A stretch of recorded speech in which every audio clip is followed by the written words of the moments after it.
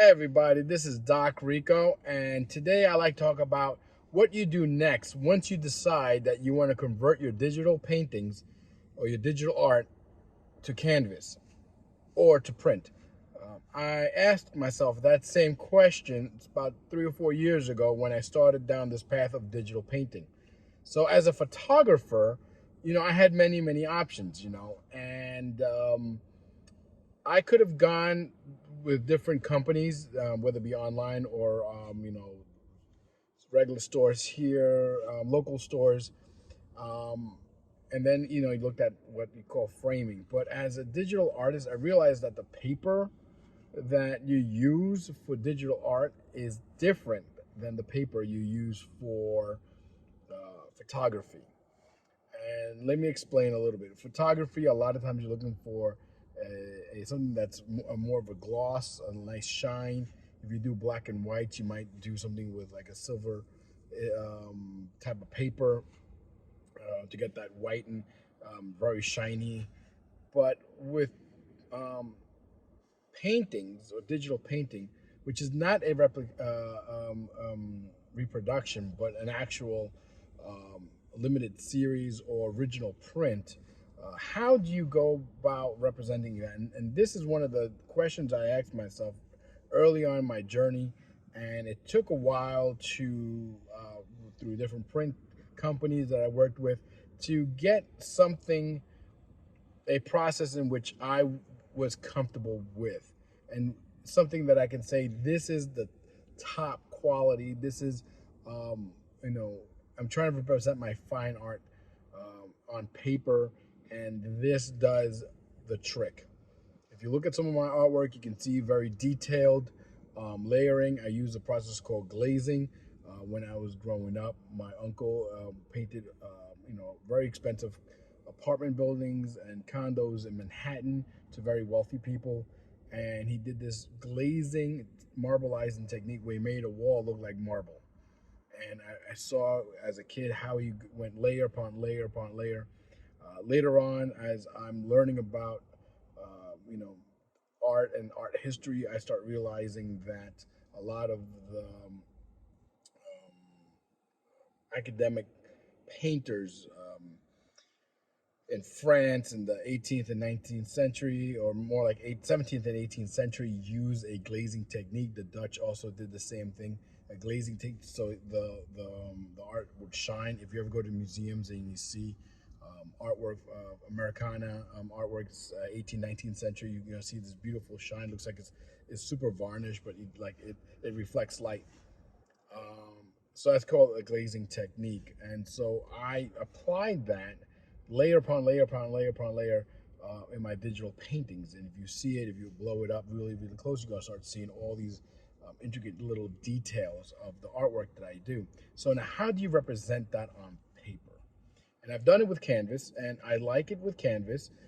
I realize that on large canvas is not the best, or it's okay. Um, and I've printed many different sizes and stuff like that. And what I'm happy with is actually the small 10 by 10s that I've been doing, or 12 by. I haven't done 12 by 12 yet, but the 10 by 10s have been really good.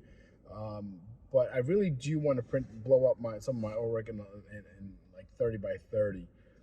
So one of the things, if you're an artist, if you're a digital artist, and you're in that path of trying to figure out how to go from your screen to paper or canvas, I suggest you try out several local companies if you have a local company near you. And the reason I say that is that it's always good, and you send it and then they bring it back and you can literally grab it. You can explain to them, you can have those conversations with them, how you want your artwork to be represented, you know. And so see the print shop, the print master, as part of your team.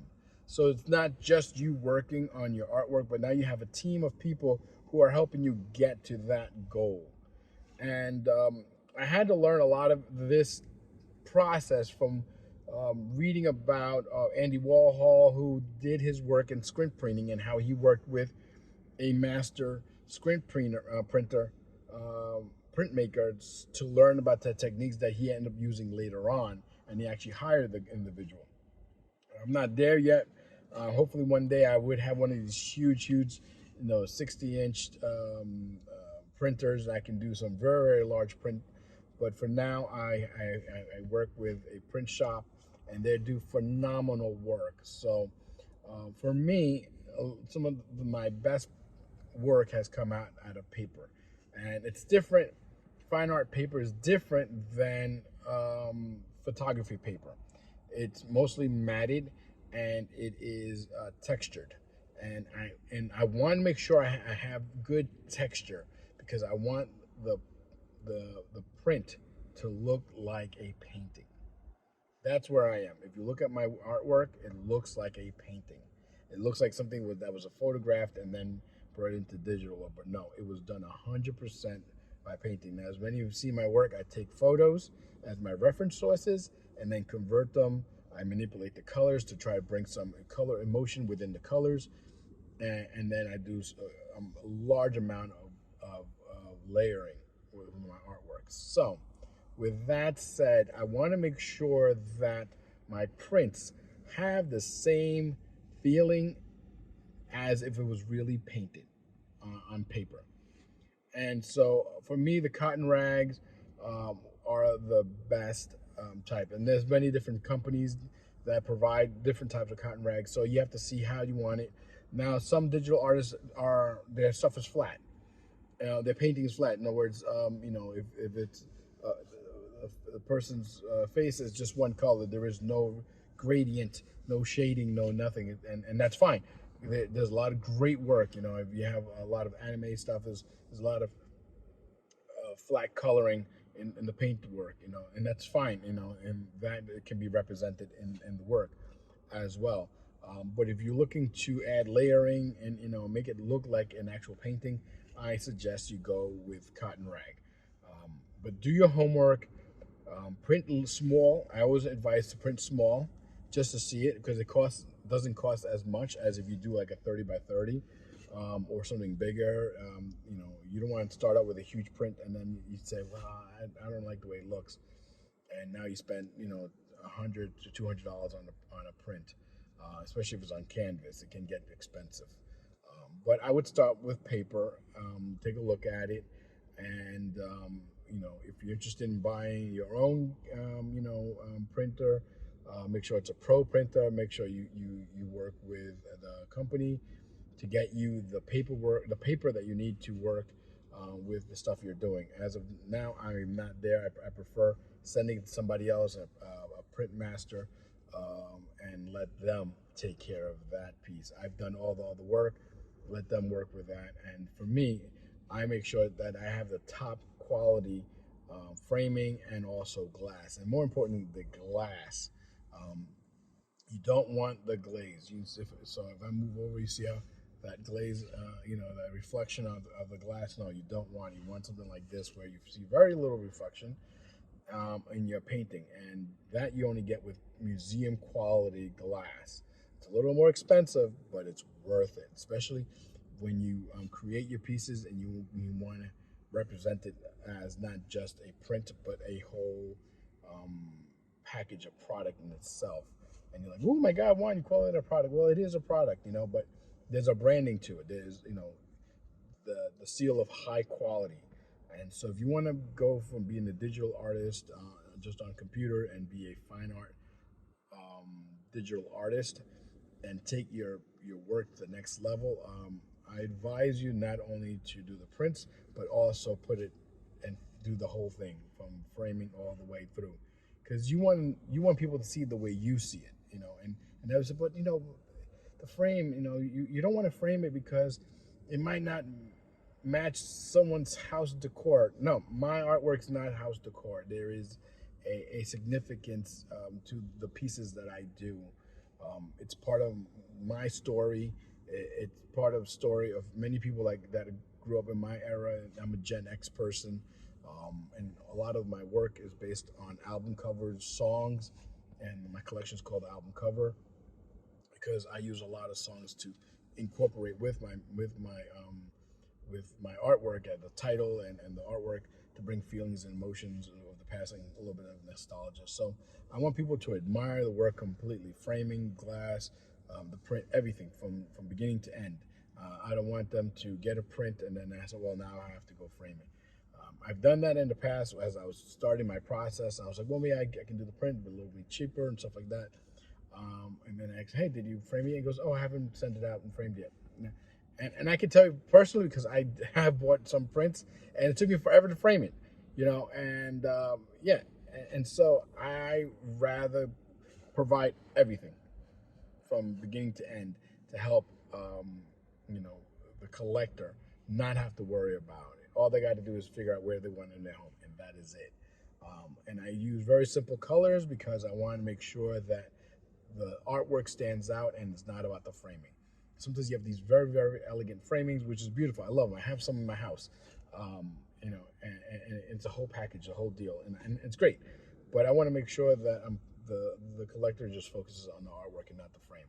So with that said, if you are a digital artist and you have some questions, hit me up, make some comments. Follow me on Instagram. I'm at Doc Rico with two C's, DOCCRICO. I'm more than happy to help out, with, guide you through the path. It's taken me years and to figure out what's the best way because what I realized on YouTube, there are photographers and there's the photographer group that talks about their prints and their stuff, and that's great because when I was there, that's what I listened to. There's the artist, painter who only works with acrylics and oils and stuff like that, and they talk about reproductions, but they're not really focused on that because they're focused on their actual paintings. So that's great. Um, I want to talk to the digital artists, those who work strictly with computers, using computers to do their paintings and their artwork, and now you want to put it on paper. I think there is a need in here for those that are looking to find out how to produce their work to the highest quality. So if you have any questions, drop a comment here on this section. Please follow me, so I can get the algorithm going, so I can start, well, not that I can start, so more people can see what I'm doing and help more people, and I can start helping more people, especially more digital artists, as the artwork is becoming more and more accepted, and especially in the collecting world. Right now, Beeple is like the biggest digital artist and stuff like that. But for those who are not want to do stuff like what Beeple does, is 3D artwork and stuff like that, and they want to keep it like 2D and paintings and so forth.